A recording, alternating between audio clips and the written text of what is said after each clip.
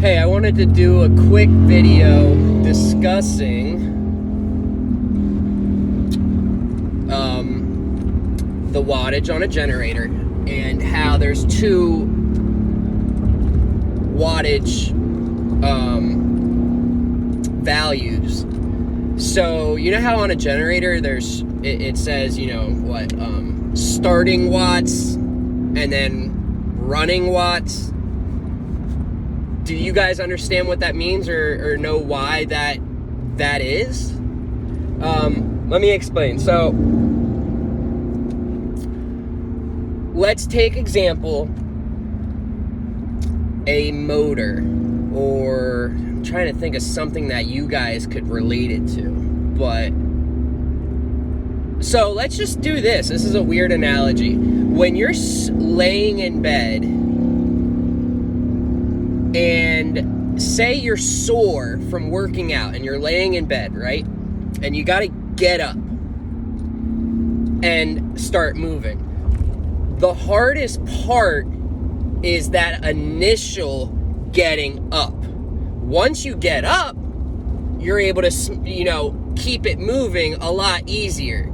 And so that's the same way with your AC, a blender, anything. There's anything with like a motor. There's a inrush current is the technical term, where when you turn on that AC and the motor is stopped, right? And you turn it on, it takes more power for it to start spinning than it does to continue to keep it spinning.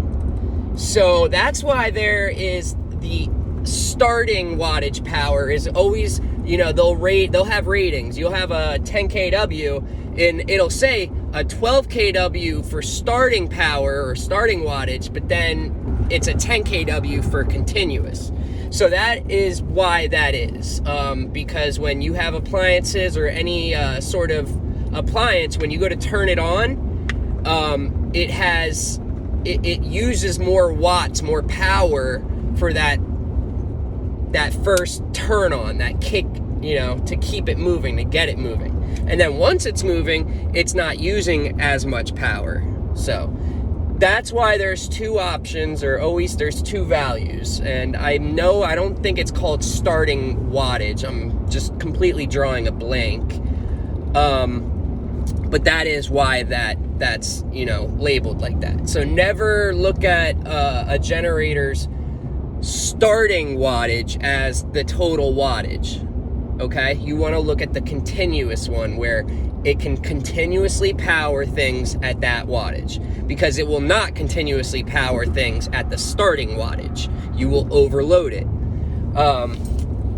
Now, regarding and touching on that subject is when, say you have a 7 kW generator, the starting wattage is 9 kW, and you use a bunch of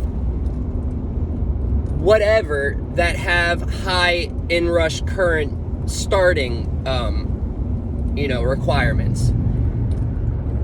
If you have that and you go to flick your switch on and it turns on everything, you might notice that your generator almost shuts off. It kind of bogs down and it's struggling, and then it might level itself out and continue to run fine, right? That is because you have too much starting current and it bogs it down. Now, to prevent that from happening is you do not start everything at the same time.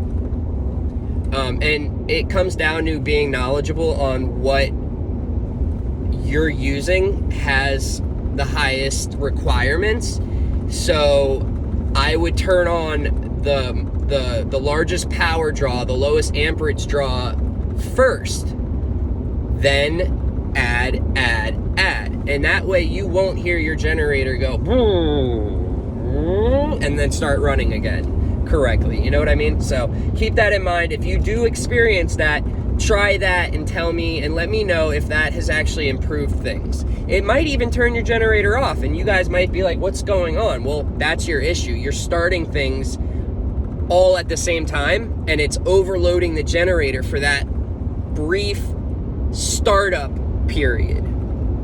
So keep that in mind. The thing is it's pretty sure it's always just motors. Yeah, because motors are it needs power to kick it to start spinning. So if you have an AC, a blender, but blender motors are pretty small,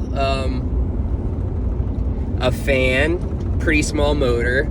It's more so for like AC and like commercial and industrial type deals.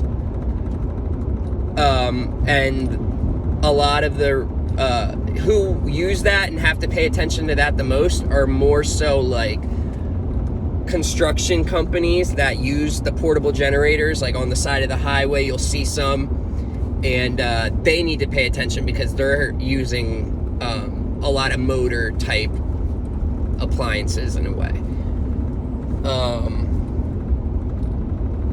So that's that. Let me know if you guys have any questions, any comments, any random things that you really would like to see explained to you. All right? Thank you, and I'll talk to you later.